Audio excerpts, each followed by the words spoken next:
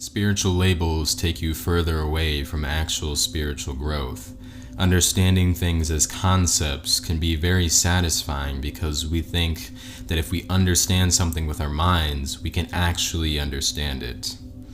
The greatest spiritual truth is the answer to the question, what am I?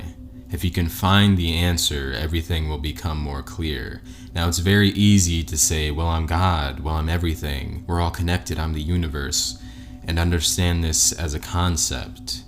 But if you haven't seen it and experienced this for yourself, it's like someone thinking they understand what broccoli tastes like by reading a book about it. Let's talk about the illusion of time. In the previous videos, we talked about the experience of time as linear. And as you raise your consciousness and begin to access your multidimensional self, you begin to experience it as circular. This is a response to the comment of how, but first a quick recap. Einstein thought of time as an illusion. As you awaken to your true self, you begin to see through the illusion and see time from a higher perspective. We talked about seeing time as a record, where all the music exists now but is played linearly, one song at a time as the record rotates. All the songs or timelines are spinning at the same time, but we only hear or experience the song that the needle is on. As our conscious attention is in one groove, we experience that timeline. Unlike the record analogy, the timeline is not predestined. It is created by us as we are co-creating this reality. The record analogy shows the physical record as a 3D object and the spinning of it as time, which we'll call the fourth dimension. This is an analogy and it's not perfect, but the record and the spin will comprise space-time. Your consciousness experiences both 3D and 4D reality, space-time, from a higher perspective. Your consciousness is actually in a dimension above time, 5D. Ask yourself, did your consciousness age or did it experience and observe age during your life? The spinning of the record has nothing to do with the needle. The needle plays the songs in a dimension outside of time. As our conscious attention is on the record of space-time, we experience it linearly. But keep in mind, the songs are created by us. We are co-creators of this reality. Just like a video game, all the potential moves exist on the disc, but as you play, you experience the game sequentially. The question is, how can we access future information? We'll get into changing the past in a bit, but that was a question as well, and that involves multiple timelines. But let's say you want to access information from your future self. How do you do that? As I mentioned before, we do it already on a small scale. Let's start with imagination. It's very important. As kids, we are full of it and we can be anything, but our systems in the matrix tend to squeeze it out of us. But let's examine what it is. To imagine. To bring an image in. That is the point of creation, a seed of possibility. And if it exists in your imagination, it can be created. In an infinite universe, can you imagine something that doesn't exist or can't be created? Is your imagination greater than the cosmos? With any seed, it takes time and the right environment for it to grow. Is your mind the right environment for what's in your imagination to grow? Are you watering your seeds? Are you feeding your imagination? One way to water or feed the ideas is to take action on it. When you begin to take action, the universe works with you to manifest it. And the action is acting as if you had what's in your imagination now. Another question is how to get information from your future self. We do it on a level already and many aren't aware of it. We call it imagination, intuition, and vision. It's when the light bulb comes to you, or is it from you? Could that be information from your future self on something that you wish to create in the past from its perspective? I've heard countless stories, and you may have experienced it as well, when something said to do something. Most of the time people ignore that something voice and the story goes, something told me to do X, but I didn't listen. That is mainly because we don't trust ourselves. What if that something is your future self attempting to save you from some anguish? Pay attention to that something voice and strengthen the Yo, spiritual family, this is for my channelers, my intuitives, my psychics, all of that. If you get some thoughts dropped into your head and they give you anxiety or fear or they make you feel bad about yourself, they're not you or they're not your guides if you still work with guides or if you do work with any guides or entities outside of you, and they're negative type thoughts. Your guides or yourself, your higher self, would never talk to yourself in a negative way. And you wouldn't give yourself a thought that would promote fear or shame or guilt in a time like this. So be very conscious of how certain thoughts make you feel, and they will help guide you towards what you should be thinking, you know, what pathways of thought are going to take you to where. Alright, you guys, let's get into it. We are bioelectromagnetic beings. Essentially, we are a soul that is animating and distributing its intelligence to a mental body, an astral body, an etheric body, and a physical body. Basically, the pure conscious light of awareness that's emanating out of our soul into the material world slows down the energy, which then will cymatically shift and manifest a mental body. And that will cymatically shift downwards, condensing and compressing, creating an astral or light body, which will energetically squeeze and shift down and cymatically shift into earth, water, fire, air, and ether pranas, or the pranic airs, which will then condense down into actual earth, water, fire, air, and ether. Now, these are the elements we're made of: earth, water, fire, air, and ether, all perceived by the mind. The mind is what holds our mind, intelligence, and false ego. And the false ego is technically the contaminated consciousness found within these, or the bewildered or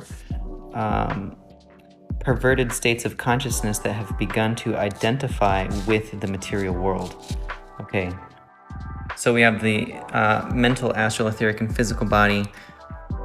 It's the same drawing here as it is over here.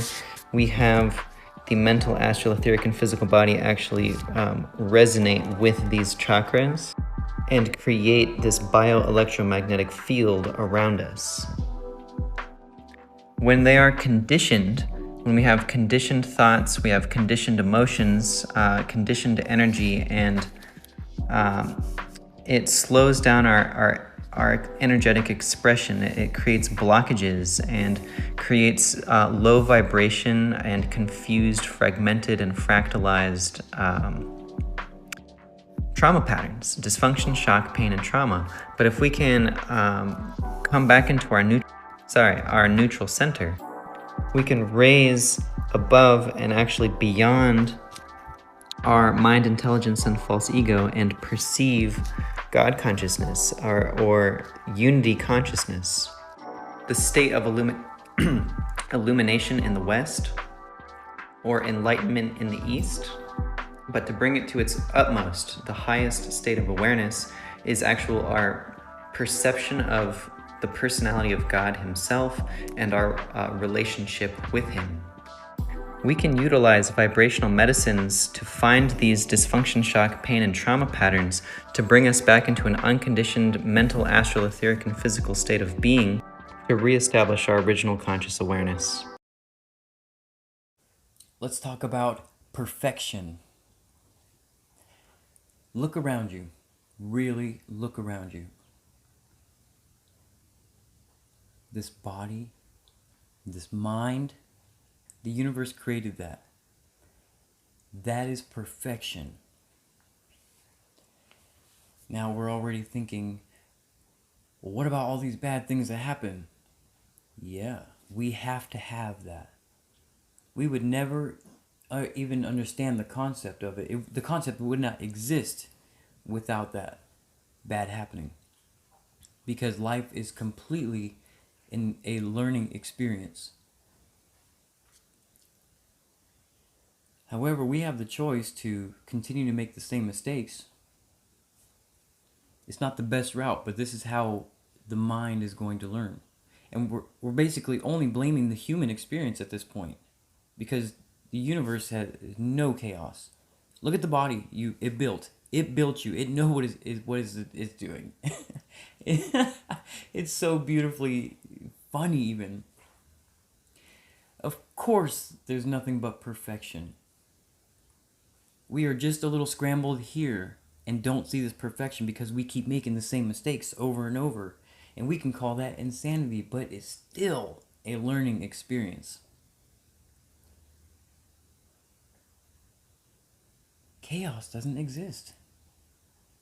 It sure as heck doesn't exist in science. Or else there would be no universe whatsoever. There would be no body and mind. It is you that are supposed to be dissolving these illusions away to see the perfection.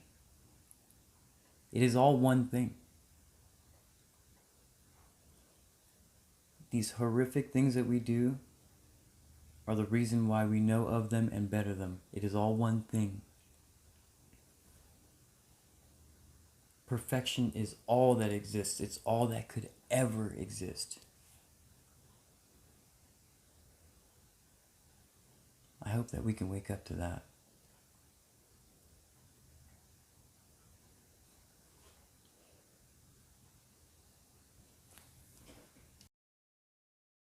Whatever you can observe without attachment or identification, it loses its power over you. So think about that whenever you meditate, whenever you go about anything in life. A lot of times we go through life and things cause little emotional reactions within us. And usually, if we're really embedded or immersed in what we're doing, we're not really conscious of ourselves, we act on those emotional reactions. And so if we could just observe whatever causes us to want to act, whatever causes that emotional reaction within us, we would keep our power within ourselves.